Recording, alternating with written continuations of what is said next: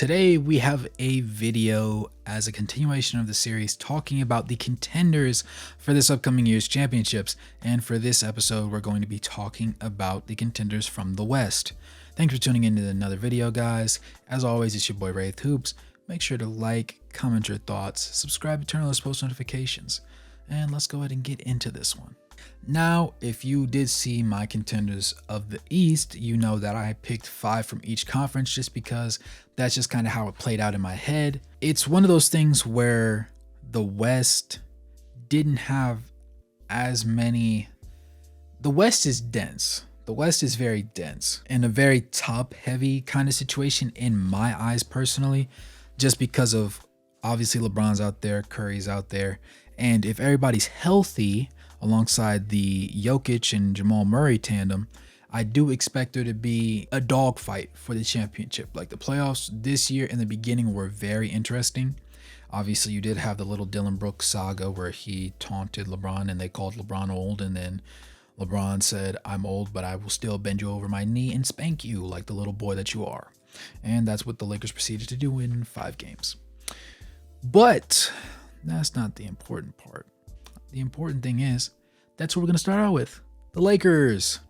Now, they obviously made the trade at the deadline to go ahead and push themselves over the needle just a little bit. It was one of those things where you kind of expected it to happen, but at the same time, you didn't quite know how they wanted to make things shake out. That trade catapulted them into contender status, and obviously they ended up winning out their first and second round matchups, but lost in the conference finals to the eventual champions, the Denver Nuggets. It was a little bit ugly just because they did get swept, but the Denver Nuggets went to the finals and put lashings on Jimmy Butler and the Heat, so it didn't look as bad. But some people are still going to say it damages LeBron's legacy. You lose some games. It happens. If LeBron wasn't injured and still playing through it, I think they would have won the series? I don't necessarily know, but I think it would have been more of a 6-game outing instead of a 4-game outing for sure. But with that being said, they did obviously get retooled in the offseason. I made a separate video about that. Go ahead and check that out. Without going into too much detail, obviously they did decide to bring back D'Angelo Russell. They snagged away Gabe Vincent from the Heat, the championship runner-ups, obviously, and they just added a little bit more depth to round out the roster. Their most recent signing being Christian Wood, who is going to kind of put Jared Vanderbilt's minutes into question, just because obviously Jared Vanderbilt became an essential piece because of the level of defense that he was able to play. And people really liked watching tape of him guarding Stephen Curry and just running through screens and doing defensive guy stuff. So he was an important and integral piece to that roster. So it does call into question what kind of minutes he's going to get, but also Christian Wood has to be more desiring. He has to be more effective on the defense side of the ball. He's perfectly capable, and that's not to say he's a bad defender, but a lot of times he doesn't put as much emphasis on that because he is capable of being a high-level rebounder and a high-level shot maker, as proven by his averages just continually going up. And this most recent season, shooting, I believe, 50% from the field and 37% from the three-point line on the route to almost 18 points. So he was a good player to have on the court offensively. Jared Vanderbilt obviously has less of an offensive bag than him, but it's going to be interesting to see just how those minutes play out. And obviously, we're hoping that everybody stays healthy. If LeBron can avoid another major injury that just hinders or hampers him, that would be great. Anthony Davis kind of beat some allegations because he didn't just fall off the face of the earth with some crazy injury that we know he tends to get at the most inopportune times. So it was just nice to see that they were able to stay for the most part healthy and just show us what they could really do together as a unit. Rui Hachimura is expected to start next season for them alongside LeBron at those forward spots, so it should be a little bit interesting to see how things shake out. And having Gabe Vincent come playoff time will be more reliable than just having D'Angelo Russell, because D'Angelo Russell ended up fizzling out in the playoffs. He was great in the regular season, and people tend to let the playoffs overshadow that, but he just didn't get the job done when they really needed them to. And that's what it comes down to. But the Lakers are my initial contenders. Going into this next team, it will be the Denver Nuggets. Obviously, they are the defending champs. They have regressed a little bit just because they have lost Bruce Brown, who was their main guy off the bench. And then they also lost Jeff Green amongst a couple other pieces. Jeff Green, I was discussing with somebody in the comments the other day. I agreed he was a defensive negative, and overall he wasn't a great piece to have on the floor, but he was nevertheless somebody that they did play. And he's old, he's more of the leader type, he's consistent and reliable in what he does, but he's much past his prime, and he's really just a body to put on the court at this point. So as our friend in the comments said, it might be addition by subtraction. Now, I wouldn't necessarily say they have the perfect pieces to replace these guys with, but they do obviously have some people that they drafted, a few younger guys that they do have on the roster that should expect to take the step up and take those minutes and just move by storm. They still have Jokic. They still have Michael Porter Jr. They still have Jamal Murray. They still return that entire starting lineup. And to me, that's the most important thing for them, because players like Aaron Gordon that play a role when they've shown themselves to be capable of much more are invaluable. Just like the KCPs of the world, where they relegate themselves to spot up shooting or cutting to the basket for layups and just playing solid, hard-nosed defense. These guys are important because not everybody's willing to do that, and not everybody's capable of doing that. So having those dogs on the court with you at all times, especially in your starting lineup, I don't see a huge issue with the way their starting five is constructed. So their thing is going to be how that bench just kind of fills out, because they obviously lost their top two pieces there. But the Nuggets are my second contenders. My third contenders are the Suns. I didn't want to put the Suns, but I had to put the Suns because from a talent standpoint, you have to respect their game.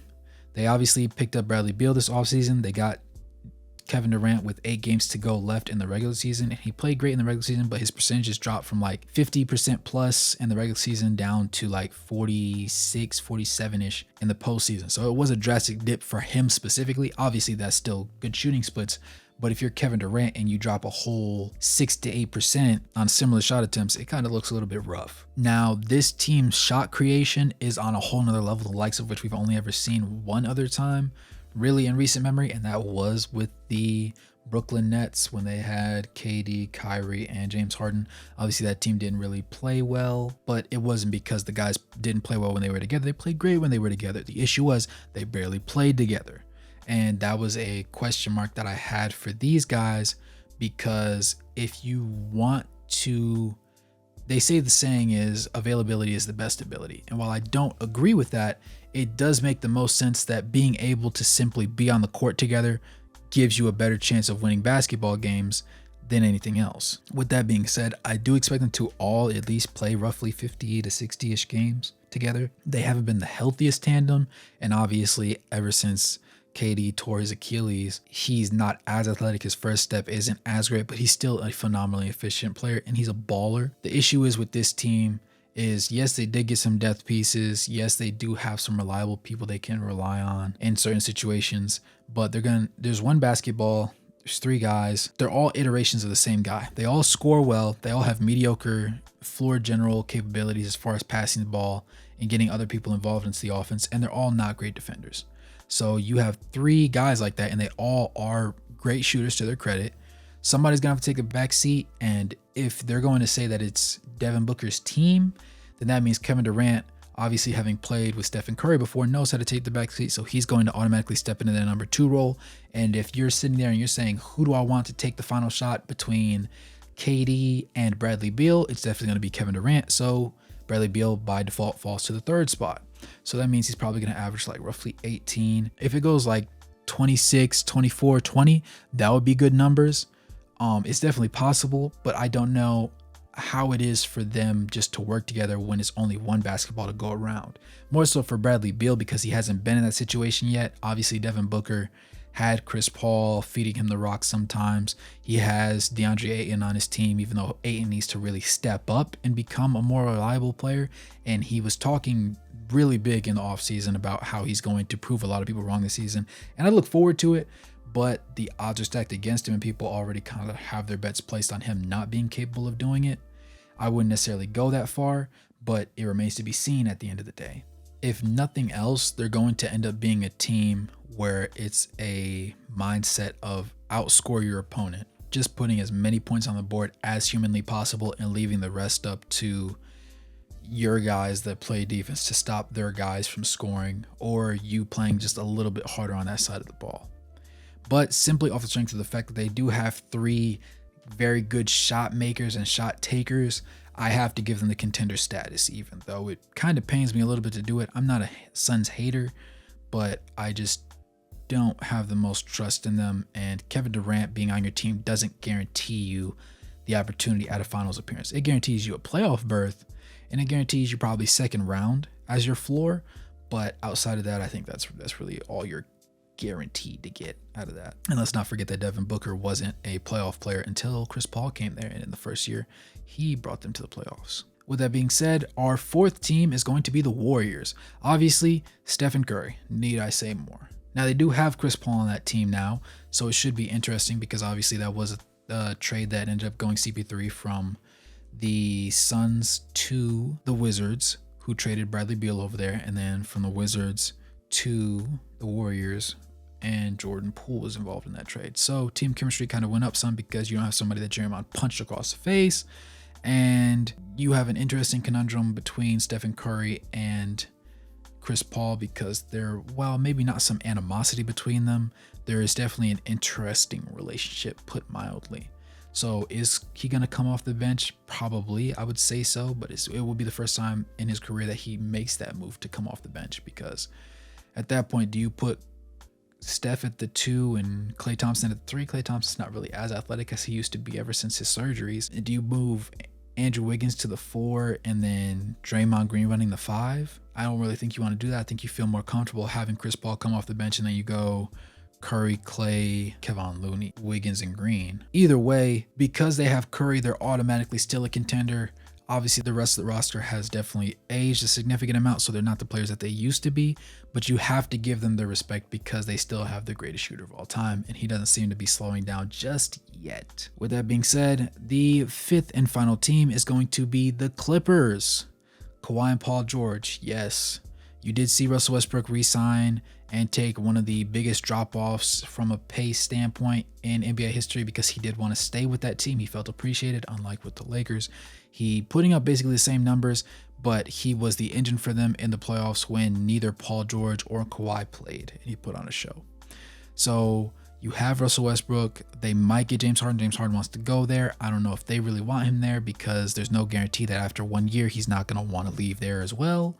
But they do have Norman Powell. They do have, like I said, Zubac. They do have Paul George. They do have Kawhi. So they do have some solid pieces there. And when Kawhi and Paul George play in tandem together, they are something special. But like I said before, availability is the best ability.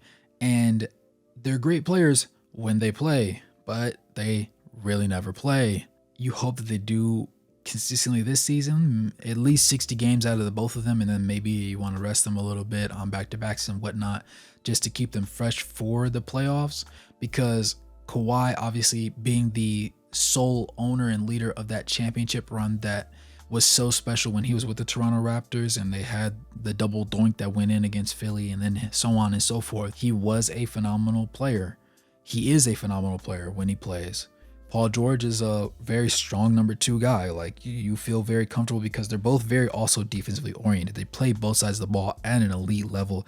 They're efficient from a scoring standpoint. They're not the greatest creators for their teammates, but they also have the IQ that makes them capable of giving you 4 to 6 assists on a nightly basis, whatever may be needed. The great thing about this team is the Lakers had LeBron James, who basically made Russell Westbrook to be kind of redundant. They don't have a point guard that's going to make him redundant on his team. They have, your Trey Mans of the world, But Trey Mann isn't a Russell Westbrook. That's not his niche. That's not his bag. He's more of a scorer.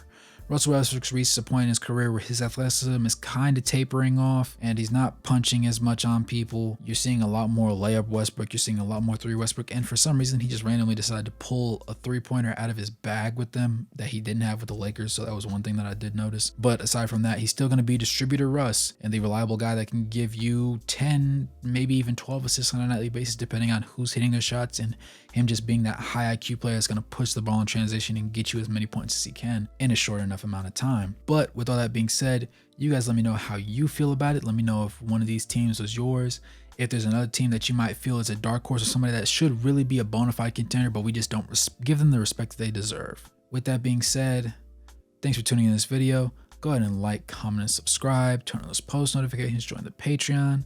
And as always, good morning, good evening, good night, no matter where you are on the globe watching. Thanks for tuning in. I'll catch you in the next one. Peace.